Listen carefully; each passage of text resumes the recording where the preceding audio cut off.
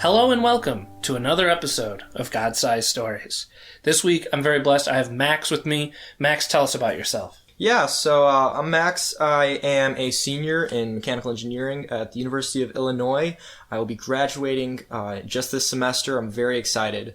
It's been a long time coming, and excited to have this time here with Craig. I've known Craig for past 4 or 5 years. It's been maybe even longer than that, but I've enjoyed a lot of the time that we've spent together. Yeah, I've been very blessed to know you, Max. The audience may or may not, I don't know how studious you are of the episodes, but he has been featured in the past on our story from a little over a year ago from Life Sports, where we talked about all that fun and that crazy, awesome ministry.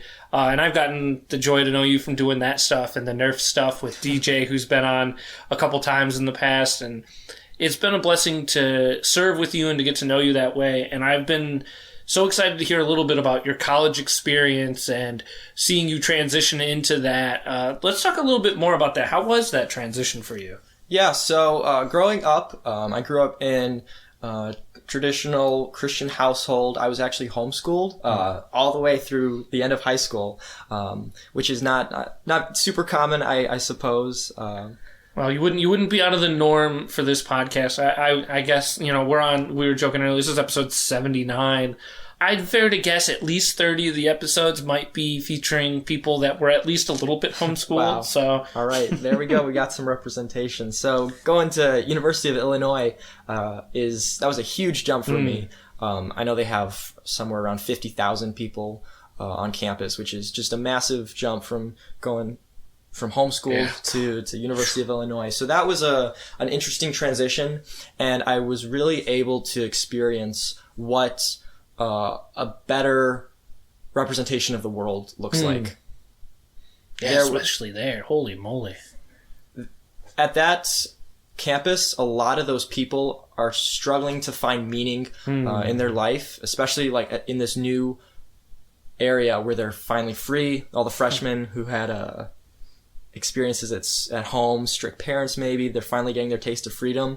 I think there's a lot of people who are hurting and really searching for something at college, and being there was a very formative time for me and important for me to reach out, to witness to the people there who are in need of something, and something, of course, is Jesus. Amen. So what were some of the main ways, as you said, you got there and you realized, what you needed next? What were some of the things you did? Yeah, so right off the bat, I had a good friend who had gone to this school 2 years prior. He had been a very big influence in my life from church, and he had introduced me to the church that he was going to on campus. So I checked that out. I really love the people, just right from the beginning. Being in such a massive school and surrounded by all the distractions of being in a party school and away from home, it was so nice being surrounded by fellow brothers and sisters in Christ. So there I plugged into a campus ministry, which was very formative and very important for me in my life. During that time, I looked around at different churches on campus and looked at where the best fit for me was. This was a weird reset for me where I could start again from square one almost. I'd grown up going to my parents' church back in high school, and finally getting the chance to start things for myself was difficult, and I knew that I wanted to focus that on God because I'd seen how that had affected me and grown me in high school. So I did a lot of searching for different churches on campus and settled with one that I really managed to grow with. I'd grown to love the people there, love the ministry that they were doing on campus, and have grown myself as a person immensely in college. And that's all I can really ask for in college. I think that's huge. That's such an important thing that I've heard from so many people, of learning how to replant yourself like that. Because we've discussed in the past as well the dangers and the issues sometimes that we have in the church, where we sometimes have these pipelines. We send kids through the pipeline of children's ministry, and then they get into high school and they get in the pipeline of youth group. And then a lot of kids drop off at that point. Some go on to continue. They'll go off to college maybe, and they might plant themselves, or they might stick themselves in another pipeline, which can be, as you referenced the thing, there's like a college ministry, or some of us call it like a parachurch. It's not really a church, but it's a parachurch ministry. And those can be great, and great things can be done. But without planting in the local church, like you were talking, you could really still flounder, because then you'll leave that pipeline and never know that idea of planting. And it just brings me joy to see the people in my life move to a different place and plant their roots into a church. Not just a parachurch, but a real body of believers. Yeah, I've definitely noticed that.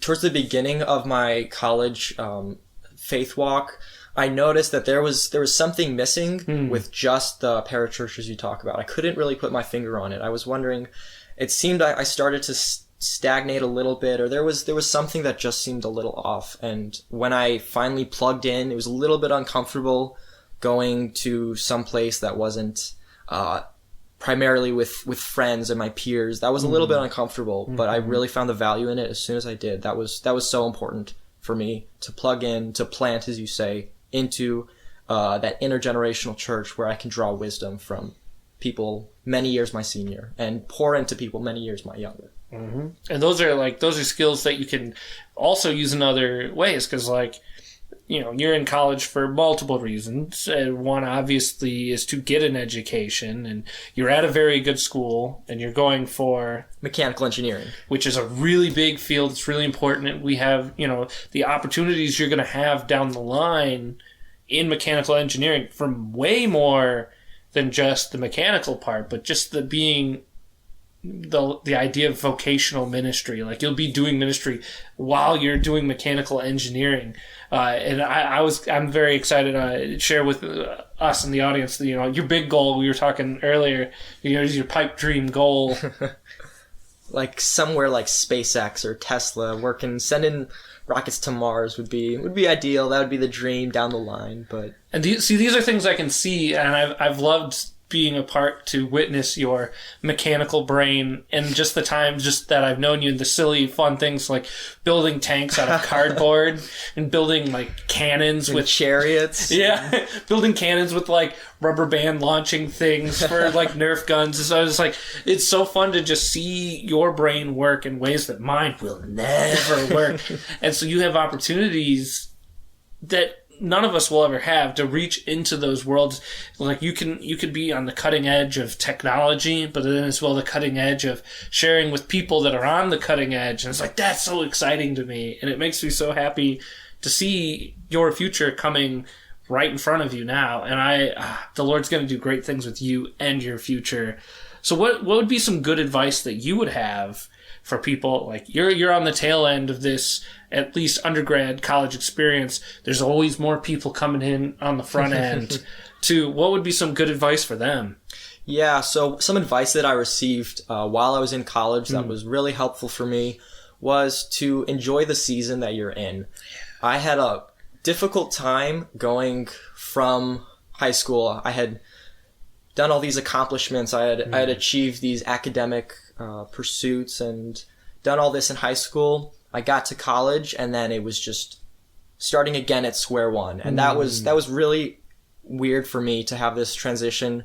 And I sort of had an epiphany, like, I am now a college student. This is where I'm at. For this next 4 years, this is me. This is my identity. And that was weird to think of, that this is how it is. After college, I'm just going to move on to the next part of my life, what that career looks like. And then I move on just to the next part of my life. And that was a little difficult and not discouraging exactly, but it was a little different than it wasn't as simple as how I had imagined it would be at first. And so the piece of advice that I learned was to enjoy the season that you're in. God places you in that season of your life for a reason. And the best thing you can do is enjoy God and enjoy people in that season of your life. And I've really grown to take that to heart, and that has made my college experience a lot more enjoyable and a lot more fulfilling. Just knowing that we do live in seasons. I am living in this college season right now for 4 years. Whatever my next season in life will be, whether that's grad school or I start my career, I need to know how to enjoy God in that season and not become apathetic or stagnate in that, but really enjoy God and not look back and resent what I haven't done or what I should be doing, but really just to enjoy and focus on God in my season of life. That's exciting. And it makes me so excited to hear you say that about seasons too, because that's been a thing that's been reflected to me so many times that I love to continue to reflect things. I've heard it in funny ways too, of like, don't bring your snow pants to the beach. If your season is summer, live for summer, Exactly. Whatever you're in, and it's like, and God will prepare you for that. God will send you the bathing suit to go to the beach in the summer. He'll give you the gifts and the talents you need. He'll put the people around you. He'll help you plug into your local church for that season. And I've had hard times where I had to come to terms with that, where like a season was over and I didn't want to let it go. I didn't, a lot of my transition from after college to moving to where we are now was really hard for me because I didn't want to let go of that season. But like all good things, they come to an end. Things are seasons for a reason. And then there's joy in the next one. It might be a little different than the joy of the last one, but it's still beautiful. And you still find where you honor God, where you grow in God, where you serve Him. And it could be different in every season. And I love it because God's so unique and He's made us unique to change in seasons as well. What are some ways that maybe you've seen yourself grow through those changes of season? One way that I've seen myself grow is definitely in growing my humility with respect to others, to non-believers, to believers in the church, and trying to not be as judgmental. It's really difficult being surrounded by all this worldliness at a big university and not have that seed of judgment grow in the back of your mind and think of yourself as better than others or more privileged or in a better position, because in comparison to God, we're all bottom of the barrel. We are garbage compared to God. So trying to set that as trying to restructure my heart so that I recognize that is very difficult, but that has been very important for me. And I've been able to connect with so many fantastic people while in college. I've really started to enjoy learning from people I wouldn't expect to and see the value that every person brings to your school, your relationships, everywhere you are. You can find great value in all people. And that's something that I've really been able to enjoy in college. Yeah. I love when I realized that too, and learning about, the image of God, and we are all His image bearers.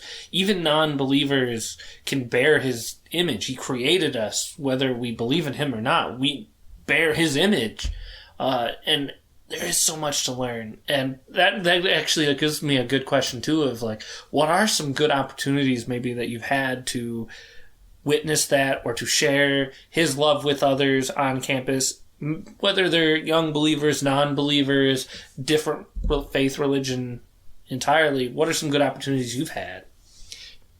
Yeah, some great opportunities I've been able to have been in my campus Bible study that I've been a part of. They do a great job with discipling people and discipling from the top down. They have some really great aged people with some fantastic wisdom that they can pour into the seniors, and the seniors can pour into the sophomores and the freshmen all the way down. And this cool hierarchy, this discipleship, mentorship family that they have here is really encouraging. I know that when I was a freshman just coming in, I was poured into by the seniors, and that was so cool, having the upperclassmen or even the grad students find interest in me and really love on me. And as I started to grow and mature in my faith and become an upperclassman and start to move on and get closer to where I want to be, I was able to pour more into the underclassmen, the freshman and sophomore who I'd been in the same position with. So being a co-Bible study leader has been really, really helpful and impactful. And seeing that structure has been a really cool way, and it mimics the way that Jesus sets up his structure with him, with the Father, with the church, and how that beautiful structure comes into play. And that's been really, really cool for me. Absolutely. I look back at some of those times, even my own college experience that you're talking about with that discipleship. Like what I really learned, that's when I learned what true discipleship was in that moment. And I had those men further down the road just pouring into me, and the gifts that gives you in that season, as we said before, will help you beyond in every season ahead. It's just such a joy to have, and a joy to hear that you've experienced that. Well, Max, thank you so much for sharing all of this with us today. And also thank you for your heart and for your joy for the Lord. As I said before, I've always loved serving side by side with you, whether it's through ministry or just having fun with Nerf guns and stuff like that. And it was this episode is happening now while you're home on a break, and it was almost more sporadic as I saw you getting ready for a concert. That just like the joy that I had when I walked into the room, I was like, oh my gosh, it's Max. I've not seen this guy in months.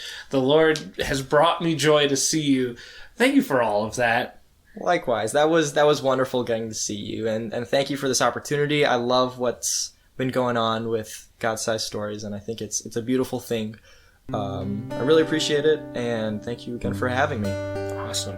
And audience, thank you so much. As always, I couldn't do this without you. Goodbye.